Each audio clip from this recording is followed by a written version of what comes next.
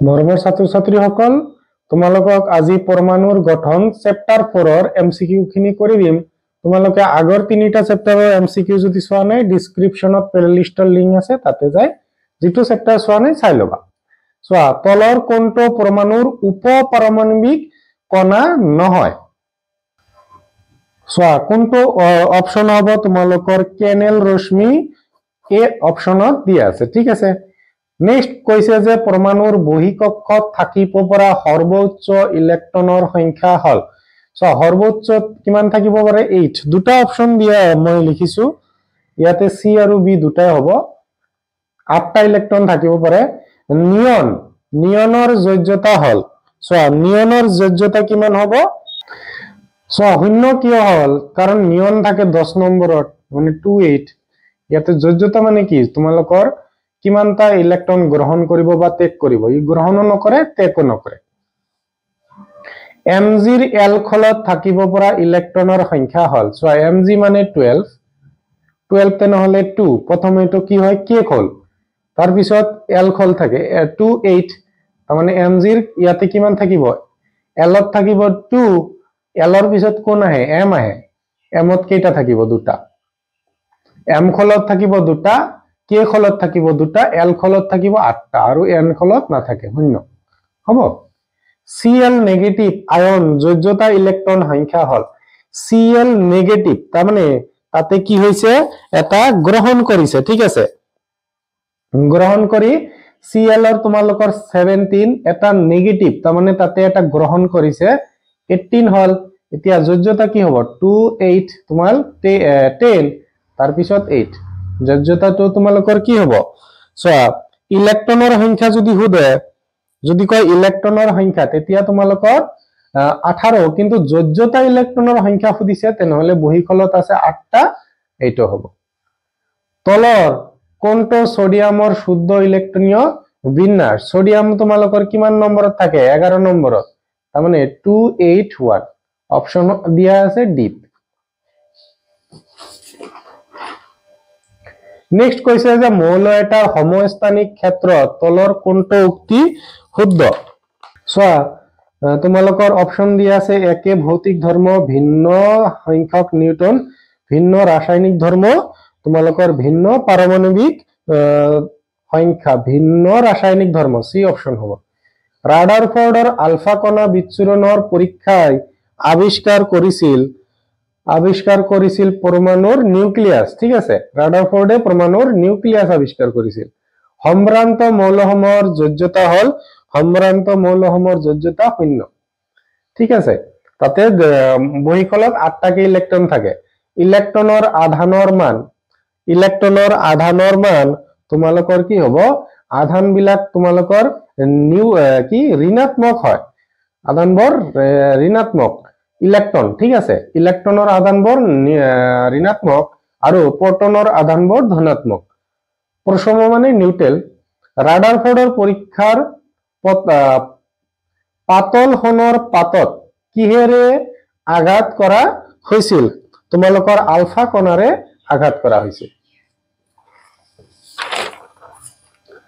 Next 12 number কোৱেশ্চনত তোমাক কোৱা হৈছে যে এটা শক্তি স্তৰত থাকিব পৰা ইলেক্ট্ৰনৰ সৰ্বাধিক সংখ্যা হল তোমালোকৰ 2n স্কয়াৰ, ঠিক আছে। তাৰমানে এনৰ মান 1 হলে 2 × 1 স্কয়াৰ মানে 2 × 1 2, এইটো কেক হল, ঠিক আছে। তাৰপিছত 2 × 2 স্কয়াৰ 2 × 4, তাৰমানে 8, এইটো তোমালোকৰ কি? এল খোল। তাৰপিছত 3 বহালে এম খোল পাবা, 4 বহালে তুমি এন খোল পাবা। পৰমাণুৰ নিউক্লিয়াছত তোমালোকৰ কি থাকে? নিউট্ৰন আৰু প্ৰটন দুটাই থাকে। মৌলৰ সমস্থানিক ক্ষেত্ৰত তলৰ কোনটো বিকল্প শুদ্ধ? তোমালোকৰ কি হ'ব? পাৰমাণবিক সংখ্যা একে থাকে, পাৰমাণবিক সংখ্যা একে মানে সি অপশন হ'ব। নেক্সট দিয়া আছে যে তলৰ পৰমাণুবোৰৰ কোনটো নিউট্ৰন নাথাকে? তোমালোকৰ কোনটোত নিউট্ৰন নাথাকে? হাইড্ৰজেনত। হাইড্ৰজেন মৌলৰ নিউট্ৰনৰ সংখ্যা তোমাৰ নাথাকে কাৰণে কি হ'ব? 0 হ'ব। তলৰ কোনটো মৌলৰ নিউক্লিয়াছত নিউট্ৰন নাই? সো আগেন হাইড্ৰজেন হ'ব। ডেশ আলফা কণা গঠিত হয় তোমালোকৰ আলফা কণা গঠিত হয় দুটা প্ৰোটন আৰু দুটা নিউট্ৰনৰ দ্বাৰা দুটা প্ৰোটন দুটা নিউট্ৰন সি অপশন আয়োডিনৰ সমস্থানিক ব্যৱহাৰ হয় আয়োডিনৰ সমস্থানিক তোমালোকৰ গৰল ৰোগত ব্যৱহাৰ হয় কৰ্কট ৰোগত ব্যৱহাৰ কৰা হয় তোমালোকৰ কোবাল্টৰ সমস্থানিক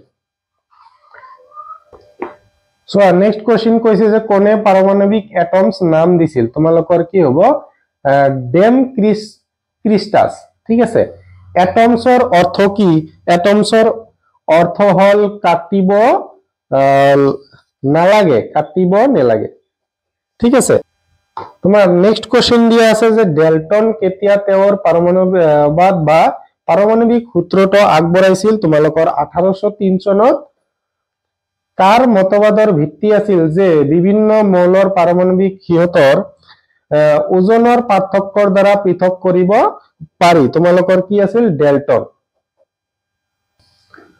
সো প্লাম পুডিং আৰ্হিটো কোনে আগবঢ়াইছিল প্লাম পুডিং আৰ্হিটো থমসনে আগবঢ়াইছিল পৰমাণুৰ এটাক সো নেক্সট কোশ্চেন আছে যে পৰমাণু এটাক আৰু অধিক ক্ষুদ্ৰ ভাগত ভগাব পাৰি লিখিব লাগিছিল ভগাব পাৰি বুলি কোনে কৈছিল ইয়াতে ভগাব হ'ব ভাগত ভগাব পাৰি বুলি কোনে কৈছিল তোমালোকৰ কি হ'ব এইটো তোমালোকৰ থমসনে কৈছিল দেশৰ উপস্থিতিৰ বাবে ধনাত্মক আদান পোৱা যায় দেশৰ উপস্থিতিৰ বাবে তোমালোকৰ ধনাত্মক আদান পোৱা যায় ধনাত্মক আদান প্ৰটনৰ কাৰণে আৰু ঋণাত্মক আদান তোমালোকৰ ইলেক্ট্ৰনৰ কাৰণে ঠিক আছে দেশৰ উপস্থিতিৰ বাবে ঋণাত্মক আদান পোৱা যায় অলপ আগতে কলো এটো তোমালোকৰ ইলেক্ট্ৰন হ'ব কেথড ৰশ্মিয়ে চুম্বকীয় আৰু বৈদ্যুতিক দুয়োটা ক্ষেত্ৰত সঁহাৰি জনায় বুলি যে থমসনে কিহৰ সহায়ত দৰ্শাইছিল তোমালোকৰ কি হয় কেথডৰ ৰশ্মি নলিকা option A so next question কৈছে যে কোনে গেছৰ নিৰ্গমনত নতুন বিকিৰণৰ উপস্থিতি আৱিষ্কাৰ কৰিছিল আৰু ইয়াক কেনেল ৰশ্মি নাম দিছিল ই গোল্ডষ্টেন কোনে আলফা কণাৰ বিচ্ছুৰণৰ পৰীক্ষাটো কৰিছিল আলফা কণাৰ বিচ্ছুৰণৰ পৰীক্ষাটো ৰাদাৰফোৰ্ডে কৰিছিল নেক্সট কোশ্চেন কৈছে যে কিমান চনত ৰাদাৰফোৰ্ডক নোবেল বঁটা লাভ দিছিল বা লাভ কৰিছিল তোমালোকৰ 1908 চনত ডি অপশন তলৰ কোনটো ৰাদাৰফোৰ্ডৰ পাৰমাণবিক আৰ্হিৰ এটা পৰ্যবেক্ষণ নহয় বুলি দিয়া আছে ঠিক আছে তোমালোকৰ বেছিভাগ আলফা কণা এ কণা লিখিছো এটো আলফা হ'ব আলফা কণা হনৰ পাটৰ মাজৰে বিচ্ছিৰণ নোহোৱাকৈ পাৰ হৈ যায় ঠিক আছে এটো ৰাদাৰফোৰ্ডৰ পৰীক্ষা সকলোবোৰ কণা বিচ্ছুৰণ হয় চোৱা এইটো তোমালোকৰ পৰ্যবেক্ষণ নহয় তাৰ পিছত কৈছে যে দেশৰ সংখ্যাৰ ওপৰত ভিত্তি কৰি নিউক্লিয়াছৰ ভৰ নিৰ্ণয় কৰা হয় তোমালোকৰ কি হ'ব প্ৰোটন আৰু নিউট্ৰন দুটাই হ'ব প্ৰোটন এটাক ডেশেৰে সজোৱা হয় তোমালোকৰ পি প্লাস আৰু ইলেক্ট্ৰন এটাক ই নেগেটিভৰে বুজোৱা হয় চোৱা নেক্সট কৈছে যে তোমালোকৰ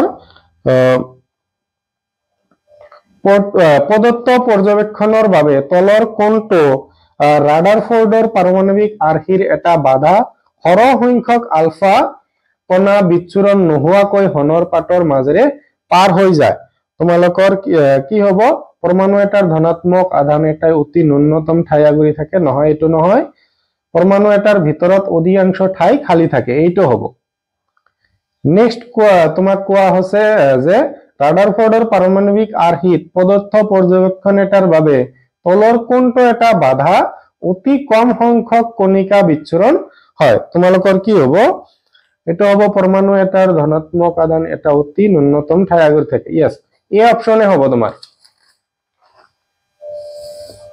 নেক্সট আমাক কি দিয়া আছে তলৰবোৰৰ ভিতৰত ৰাদাৰফোৰ্ডৰ পাৰমাণবিক আৰ্হিৰ বাবে কোনটো এটা বাধা অতি কম সংখ্যক আলফা কণা ইমানৰ সংখ্যা হনৰ পাট এখন খুন্দা খাই চিটকি পৰে তোমালোকৰ কি হ'ব পৰমাণু এটাৰ ধনাত্মক আদান ন্যূনতম ঠাই আগুৰি থাকে এটো নহয় পৰমাণু এটাৰ ভিতৰত অধিকাংশ স্থান খালি এটো নহয় परमाणु एटार मुठ आकाৰৰ तुलनात নিউক্লিয়াছৰ আকাৰ অতি সৰু হলে ঠিক আছে परमाणु एटार নিউক্লিয়াছত এটা আধানবিহীন তোমালোকৰ আধানবিহীন কণিকা থাকে বুলি কোনে কৈছিল তোমালোকৰ জেমস চেডউইক বি অপশন হ'ব কিমান চনত চেডউইক নোবেল বঁটা লাভ কৰিছিল তোমালোকৰ 1935 কোনটো চিহ্নৰ দ্বাৰা পাৰমাণৱিক সংখ্যা সূচোৱা হয় তোমালোকৰ জেড সো ভৰ সংখ্যা তোমালোকৰ মাস কিন্তু বুঝুন এটমিক মাস বুলি কোৱা হয় ইংলিশত এই কাৰণে এ সূচোৱা হয় ঠিক আছে নেক্সট পৰমাণুৰ ব্যাসাৰ্ধ ইমান pm ইকুৱেল টু ডেশ মিটাৰ কিমান হ'ব তোমালোকৰ 10 ৰ পাৱাৰ কি হ'ব 10 ৰ পাৱাৰ -10 মিটাৰ তো তোমাৰ आंसर হ'ব 1 * 10 ৰ পাৱাৰ এটো একে কথা 10 ৰ পাৱাৰ -10 মিটাৰ আৰু 1 * এটো একে নেক্সট নিউক্লিয়াছৰ ব্যাসাৰ্ধ তোমালোকৰ কি হ'ব 5 * 10 ৰ পাৱাৰ -10 দিয়া আছে তেনেহলে তোমাৰ এটো তুমি পাই যাবা 5 * 10 ৰ পাৱাৰ -15 পাই যাবা অপশন তোমাৰ এ অপশনত দিয়া আছে হাইড্ৰোজেন পাৰমাণৱিক সংখ্যা কিমান হাইড্ৰোজেনৰ পাৰমাণৱিক সংখ্যা হাইড্ৰোজেন তোমালোকৰ 1 কাৰ্বনৰ পাৰমাণৱিক ভৰ সংখ্যা কিমান চোৱা এটো আমি আগতে পাই আহিলো কাৰ্বনৰ তোমালোকৰ 12 হয় ডি অপশন হ'ব কে কক্ষপথৰ সৰ্বাধিক ইলেক্ট্ৰন বহনৰ ক্ষমতা 2 এলৰ 8 এমৰ 18 এনৰ 32 এল কক্ষপথত ইলেক্ট্ৰনৰ সৰ্বাধিক সংখ্যা অলপ আগতে কলো 8 সো নেক্সট কৈছে যে বহিতম কক্ষপথত ইলেক্ট্ৰনৰ সৰ্বাধিক সংখ্যা হ'ব পাৰে বহিতম কক্ষত সৰ্বাধিক তোমালোকৰ 8টা হ'ব পাৰে তাৰ বেছি নহয় কোনজন পদাৰ্থবিদে পৰমাণুৰ আৰ্হিৰ ব্যাখ্যা এনেদৰে দিছিল যে বিভিন্ন কক্ষপথ বা সেলত থকা ইলেক্ট্ৰনৰ সংখ্যা তোমালোকৰ কি কৈছিল সমান কৈছিল এটো आंसर হ'ব বৰ মোল এটাৰ পৰিচয় ইয়াৰ ডেশৰ সংখ্যাৰ পৰা নিৰ্ণয় কৰিব পাৰি সো মোল এটাৰ তোমালোকৰ কি অপশন দিয়া আছে প্ৰোটন ইলেক্ট্ৰন সো প্ৰোটনে হ'ব কোনটো মৌলই নিউটন না থাকে সো কোনটো মৌলত তোমালোকৰ নিউটন না থাকে বুলি কৈছে তোমালোকৰ কি হ'ব হাইড্ৰোজেন অকল নিউটন নহয় প্ৰোটনো না থাকে কেনেল প্ৰোটন থাকে সৰি নিউটন না থাকে কেনেল ৰশ্মিৰ অন্য নামটো কি সো কেনেল ৰশ্মিৰ অন্য এটা নাম হল এনোড ৰশ্মি পৰমাণুৰ ইলেক্ট্ৰন কোনে আৱিষ্কাৰ কৰিছিল পৰমাণুৰ ইলেক্ট্ৰন তোমালোকৰ থমসনে আৱিষ্কাৰ কৰিছিল পৰমাণুৰ নিউক্লিয়াছ কোনে আৱিষ্কাৰ কৰিছিল ৰাদাৰফোৰ্ড আমি আগতে পাইছিলো সমভাৰিবৰৰ দেশ সমান সমভাৰিবৰৰ ভৰ সংখ্যা সমান ঠিক আছে আৰু সমস্থানিকবোৰৰ পৰমাণু কি হ'ব সমস্থানিকবোৰৰ কি হয় প্ৰোটনৰ সংখ্যা সমান থাকে ঠিক আছে সোডিয়ামৰ ক্ষেত্ৰত কোনটো অবলিক হ'ব কোনবোৰ কক্ষ সম্পূৰ্ণভাৱে পূৰ্ণ হৈ থাকিব সোৱা সোডিয়াম প্লাস তাৰ মানে এটা ডোনেট কৰিছে সোডিয়াম কিমান 11 তাৰ পৰা এটা ডোনেট কৰি দিছে তেনেহলে 10টা আছে এতিয়া 2 8 তাৰ মানে 8 টো তোমালোকৰ কোনটো সেল হয় এল কে কিমান 2 ঠিক আছে তাৰ পিছত তোমাৰ কি হ'ব এম হ'ব কিমান এম হ'ব তোমাৰ 18 আৰু এন হয় তোমালোকৰ 32 ডি অপশনত কি কৈছে কে আৰু এল তোমাৰ কি হ'ব সম্পূৰ ক্ষেত্ৰত কোনবোৰ কক্ষ কোনবোৰ কৈছে ঠিক আছে কোনটো কলে তোমালোকৰ এটো आंसर হল কোনবোৰ কৈছে যদি তেনেহলে ডি হ'ব লাগে यस এল নহ কোনবোৰ কৈছে যে তোমালোকৰ কে খলটো ইজিলি ফুল হৈ থাকিবই মানে কে খলৰ যোৱাৰ পিছত হে এল খলত যাব ডি অপশন হ'ব নেক্সট কৈছে যে যদি জেডৰ মান তোমালোকক কি হয় 2 হয় তেন্তে মৌলটোৰ যোজ্যতা কিমান হ'ব 0 এইখিনিতে তোমালোকৰ এটো পাঠ সম্পূৰ্ণ হল ভিডিওটো ভাল লাগিলে সমনীয়াক শেয়াৰ দিবা চেনেলটোত নতুন হৈছা সাবস্ক্ৰাইব কৰি যাবা আগৰ এমসিকিউ চোৱা নাই তোমালোকৰ ডেসক্ৰিপশনত লিংক পাবা তাৰ পৰা চাই লবা